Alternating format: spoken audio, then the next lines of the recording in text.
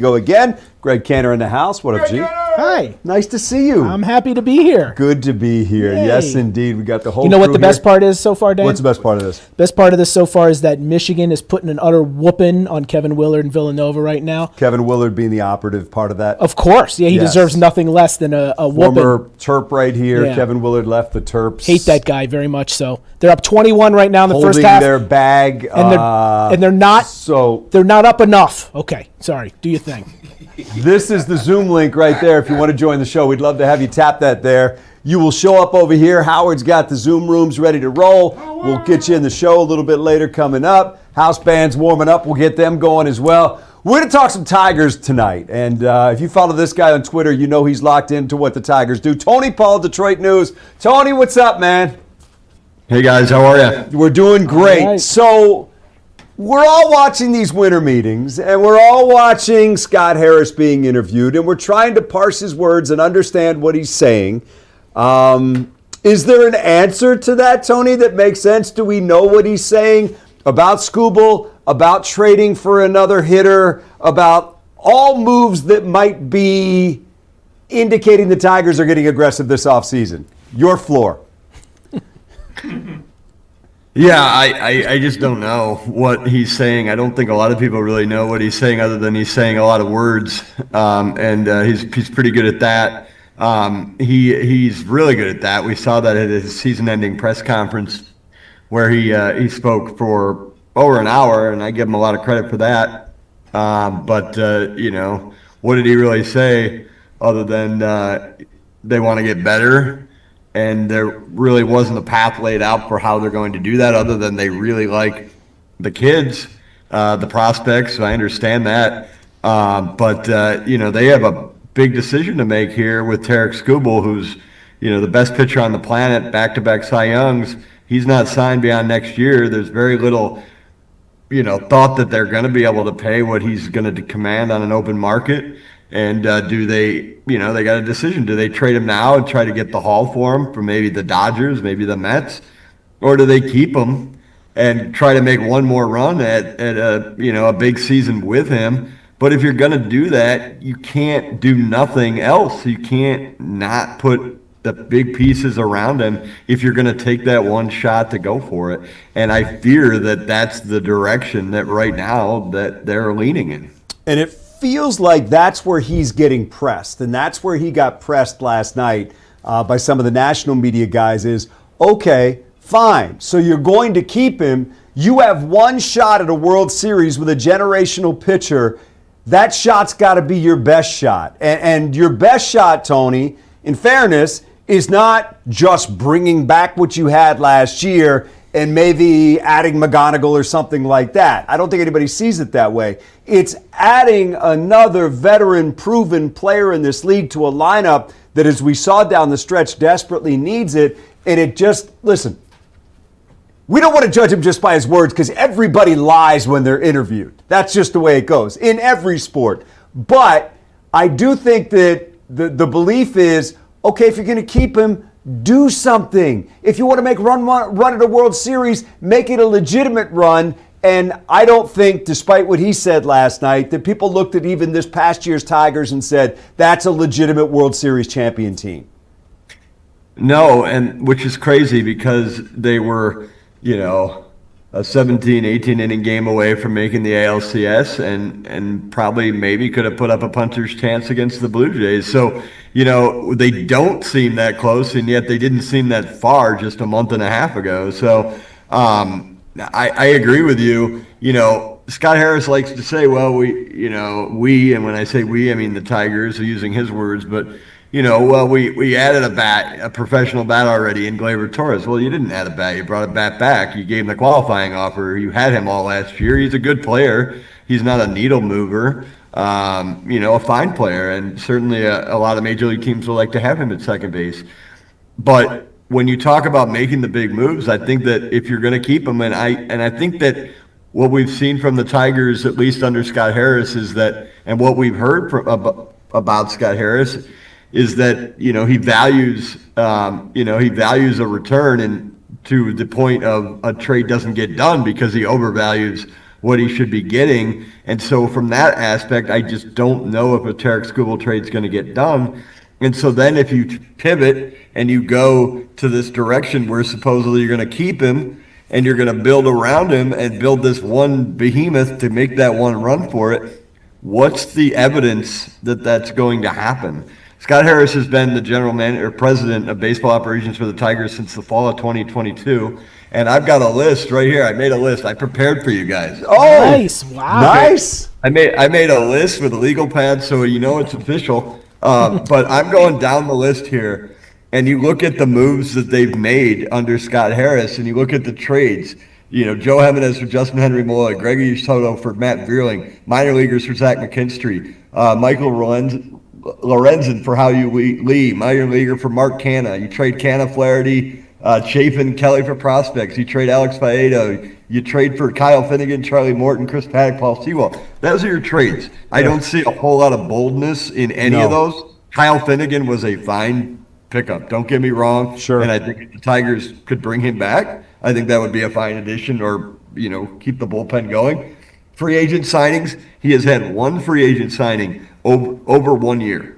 And that was Kenta Maeda, and that worked out tremendously. Not good. He had another free agent deal this past offseason that was 1 year with the option for Jack Flaherty. Jack Flaherty picked up his option, so that became a 2-year deal. Other free agent signings, Lorenzen before he was traded, Carson Kelly before he was traded, Kenta Maeda before he was released, Andrew Chafin, you signed him twice, you traded him once, you released him once. Jack Flaherty, you signed him twice, you traded him once. Shelby Miller, you signed him, you released him. Gio Urshela, you've released him. Alex Cobb never pitched a game for you. Gleyber Torres, good signing. Tommy Canley, we saw how that turned out. John Brebbia, you signed him, you released him. You signed Urquidy. He pitched barely for you down the stretch. He got basically let go this offseason. And Ben Gamble was a veteran they signed last year. They released him quickly. That's it. Well, Brebbia, That's at least Brebbia was a good soundbite for about 3 months. Very good. Very good. And if that gets you world championships, then the Tigers would have won a few more under Jim Leland too. But they, you look at that list, and I don't see the evidence. And when you have to, early on when Scott Harris got the job and everyone wanted to try to make sense of what he was going to do, we had to read between the tea leaves. And, well, he helped the Cubs win a World Series. He came from the Giants. He's a young guy, so he must like math and analytics and computers and all that stuff. So we're trying to read the tea leaves. Well, now we've got 3 years of evidence, all right here. Yeah. Right here. 3 years of evidence of Scott Harris now, and there's not one thing in there that makes you confident that if they do trade Skubal, well, first, there's not anything that makes you think they will trade Skubal because that's a bold move. And if they bring him back, there's not a lot of confidence that they'd make the big moves to go around. Ken Rosenthal tonight referred to him as risk averse. Yeah. He said he probably won't like me saying that, but he referred to him as risk averse. Everything you just read screams risk averse. Yeah. So Tony, let me ask you. What's the right answer on Skubal? Because I maintain if this is a high school debate, you can give me any side and I can effectively argue it. Right. Yeah, and when, by the way, when Rosenthal calls it risk averse, I agree with that totally. I think that's a good term. I kind of liken Scott Harris today to, a guy who's fancies himself a gambler and goes and bets on red and black at the roulette table. There's not a whole lot there. There's just nothing. There's not a lot of pop, not a lot of juice there. The answer for Skubal, and I've been thinking about this because right now they're in a rough shape. They got to this point, and I was talking with someone the other day, and I almost landed on the conclusion that the right answer might have been to trade him last in 2024 at the deadline. And then that playoff run doesn't happen. Now, to be fair, we wouldn't know that playoff run didn't happen because no one was expecting that playoff anyway. So what would you have been missing out on? But they would have gotten the haul then, and it wouldn't have gotten to this point where now your haul might be diminished. And if you keep them and you don't win a World Series with them, then what's the point? When you watch them leave, you get a draft pick. At this point, if you're not going to build around him and you're not going to put pieces around him, I think you have to trade him. You have to get what you can and go out and, spend a little bit of money, not to get some free agents to replenish him. But I just don't know I just don't know what they do if they keep him, because I've talked about this offseason. Tigers are in a weird place. If you go down their roster, every position on the Tigers roster, they don't have a bad player. Right. But they don't have a great player either. And so they're in this weird spot where it's like, if they go with the status quo, have they plateaued? Are they going to be a team that maybe gets in the playoffs as a wild card, probably wins a couple AL Centrals, but doesn't do much more than that? I think there's more hard decisions that need to be made on the entire roster. But with Skubal, if you're not going to build around him for this one last shot, what's the point? I know Greg wants to jump in here, but to everything you just said and what you said a moment ago, if you overvalue what you should get in return for a trade, chances are you're overvaluing the players that you're keeping as well. And that's what it feels like they're doing. Now, I think there's a lot of that, because look, you go down the list and it's like, I just think they're at this kind of fork in the road. Riley Green, good player. Is he a great player? Man, we saw some holes this year. Kerry Carpenter, Spencer Torkelson, Javi Baez, Parker Meadows. I mean, you know what? If they have a player that could be great at his position, it's probably Dylan Dingler. But I don't think he's quite there yet. Defensively, he is, certainly. But I feel like they have many more decisions that nobody's really talking about how are they going to upgrade this team. They need to make a decision that Riley Green's not good enough, so we're going to go get somebody bigger and better and trade him. I just think they're at that point where if they stick with all these guys, bring in the kids, and the kids end up being good but not great, I just think that you're a good ball club who's not going to win a World Series, and it's been 41 years. Where does Chris Ilitch factor into, the risk averse? Would Scott Harris be, more risky if he had the open checkbook that Chris's old man gave Dombrowski? Yeah, I don't think we really know the answer to that question. I think that Chris Ilitch doesn't make himself really overly available to the media. Doesn't hold many press conferences. Doesn't really share what's on his mind. All we've heard from Chris Ilitch was that when the time was right that they were going to spend, they did that to an extent with Javi Baez. But again, you look at this list and you see all these guys that on 1-year deals, not big money deals. When there's been options, I would argue that the problem with last season wasn't that they didn't trade for Eugenio Suarez at the deadline. And by the way, I would have approved that move, even though we know that he fell off with the Mariners after he was traded. I think that that's revisionist history. But the problem with last season was that they wouldn't up their offer to Alex Bregman, who goes on and takes the shorter-term deal with Boston, has another good year there. And I think that Alex Bregman would have solved a lot of problems with this offense last year. So the fact that they wouldn't budge on that, where is that coming from? I don't know. I feel like you got to believe if the owner says, here's a ton of money, please go spend it, you're not going to have many baseball presidents of operation who are going to be like, no, let's slow down. Let's take our time with this. Let's sign Alex Cobb on a 1-year deal. Let's be smart about this. So from that aspect, you got to believe that there's some blame for Ilitch here. Hey, Tony, just a thought here before we let you go. The one name that's kind of been connected to them, whether it's real or not real, is Marte, if Arizona decides to trade him. How much difference would a guy like that make who has a really affordable contract? I mean, it's low 20s for like the next 4 years with some bonuses available in there as well. But a guy with some power, a guy that can drive in some runs, how much difference would a guy like that in a lineup make? I think he'd make a big difference. I think Alex Bregman would make a big difference. I think that Bo Bichette would make a great difference. I think all of those guys would fit what the Tigers need. This whole, I read a story at our website today in the Detroit News about how, that Scott Harris was talking to the media and he still likes this idea of mixing and matching. And I just don't know that really gets you over the mountain, really. We've seen it, we've seen it for the last 2 years, and you can get maybe to a certain level playing in a really bad division. You can get to a certain point. But as far as Marte, I mean, there's a big trade again, and what are they going to ask for? And how many different ways is Scott Harris going to say over the phone how he can't trade his number 35 prospect? Yeah, you got to have at some point some great players. Besides, well, Dombrowski had a good point. I'll just say this before, but Dombrowski had a good point. He did an interview this week or last week, and he made this real good point about how, look, you got to give up something to get something. And Dombrowski, of course, was always the master at that. Wasn't afraid to trade away Andrew Miller, Cameron Maven when he knew he was getting Miguel Cabrera. Wasn't afraid to trade for anybody.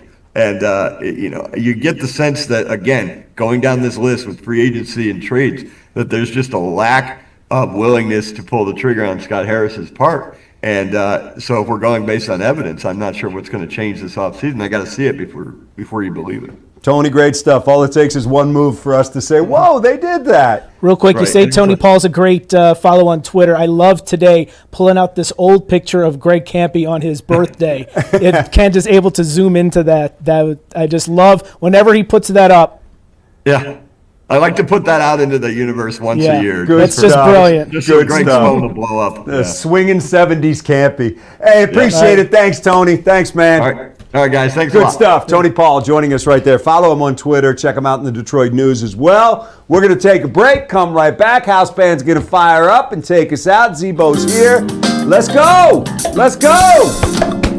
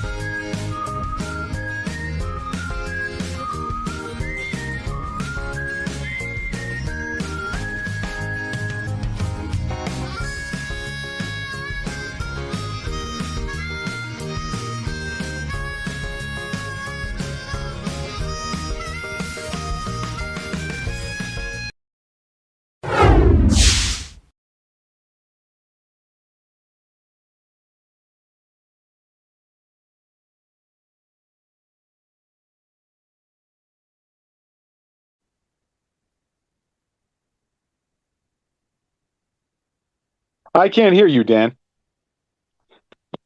I can't hear you. I can't hear you, Dan. Mike, for some reason, there Can you hear us now? Yes, now I can hear you. It's about the Canes. Yeah, it is Hey, about the Canes. Woody, you made Notre Dame really upset. Yeah. Yeah, they can take their ball and go home. Who cares? Let them go. You know, a head-to-head counts. I just want to say that. But also, I want to say that Tony Paul was absolutely right with everything he said about good. Scott Harris. Really good. I mean, that was really good. And I thought that every item on his list was spot on.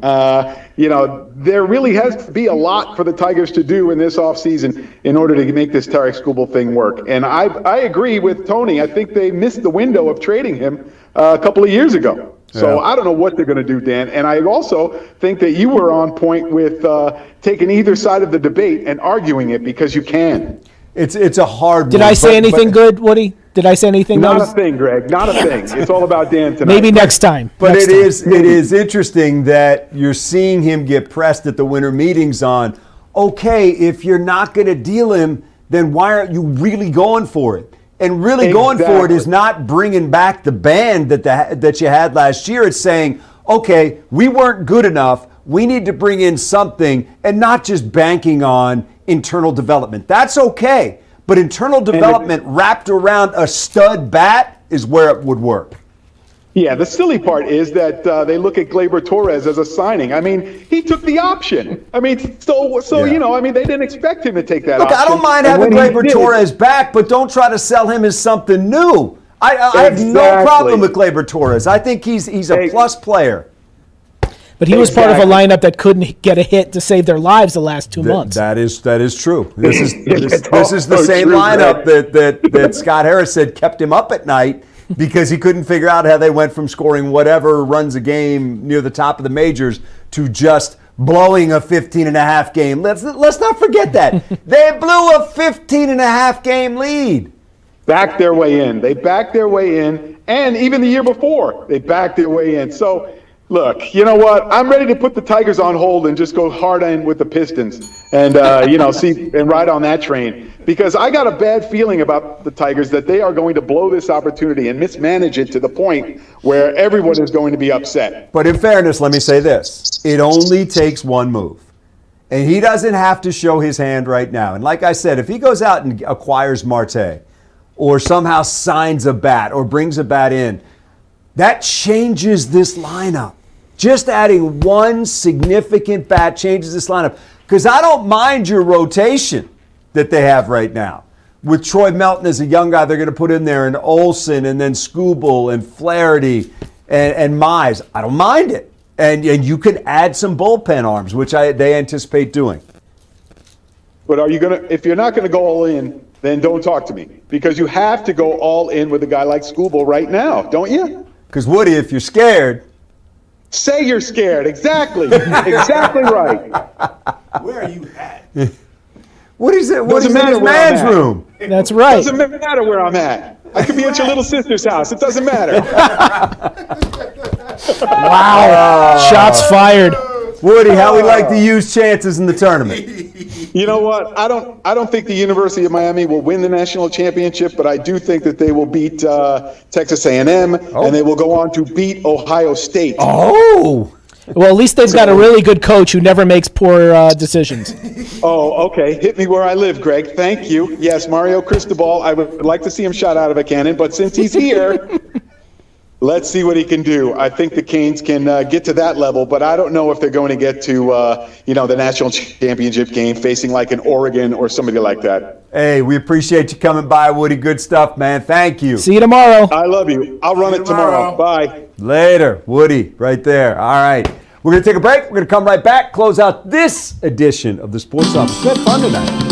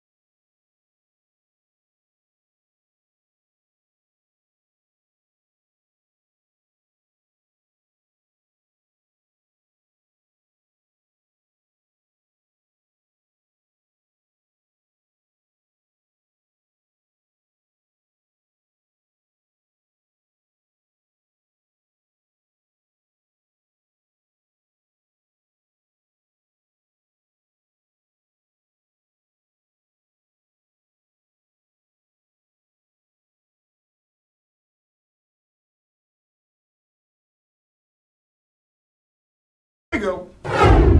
Not much time left in the show. Do you have any pearls of wisdom for us?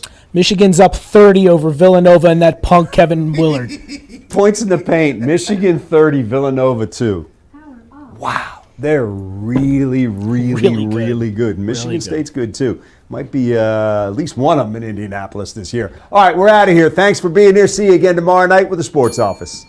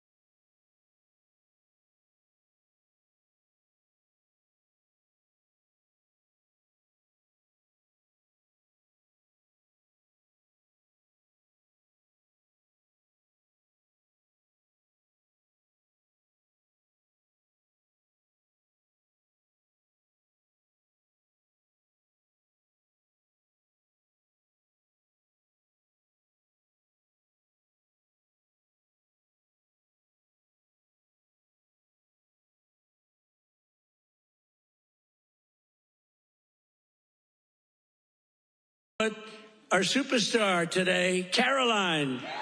Stand up, Caroline.